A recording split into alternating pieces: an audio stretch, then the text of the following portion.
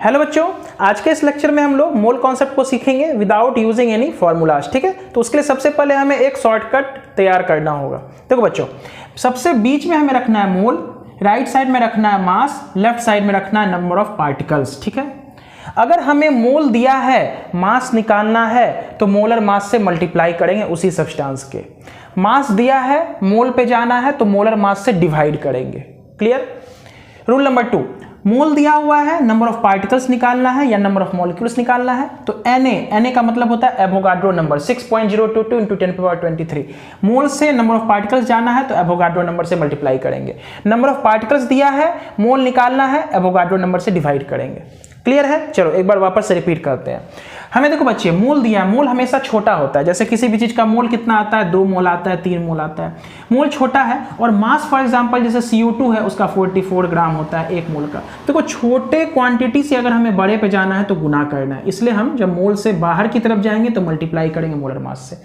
मास दिया है, वापस हमें मोल निकालना है तो डिवाइड कर देंगे मोलर मास, यानी कि बड़े चीज से छोटे पे आएंगे तो डिवाइड करके आएंगे। उसी प्रकार हमें मोल हमें मालूम है छोटा क्वांटिटी है, मोल मतलब नंबर है तो छोटा ही होगा, 1 2 3 4 ऐसा आएगा। यानी कि छोटे चीज से नंबर ऑफ पार्टिकल्स हमेशा हमारा बड़ा होता है बच्चों। जैसे 12.044 इंटू 10⁻23 मॉलिक्यूल्स है। मोल हमेशा क्या होता है, छोटा होता है, तो छोटे से बड़े पे जाएंगे तो गुना करेंगे। और अगर हमें नंबर दिया है, मोल निकालना है, वापस जाना है तो डिवाइड करेंगे। बोलो क्लियर है बच्चे। यानी कि अंदर से बाहर जाएंगे तो गुना, बाहर से अंदर आएंगे तो डिवाइड। उसी प्रकार यहां से अगर हम बाहर की तरफ जाएंगे तो गुना और बाहर से अंदर की तरफ आएंगे तो डिवाइड। बोलो क्लियर है।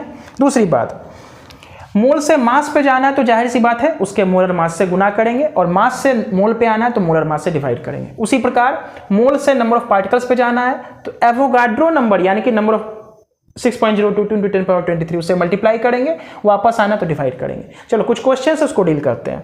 Mass of 2 moles of NaOH is, हमें 2 मोल NaOH का मास बताना है। तो देखो 2 मोल हमें दिया हुआ बच्चे, मास निकालना है तो किससे मल्टीप्लाई करेंगे, उसी के मोलर मास से। 40 ग्राम पर मोल तो क्या हो जाएगा बच्चे, 80 ग्राम। समझ में आया। तो इस क्वेश्चन का आंसर क्या हो गया, 80।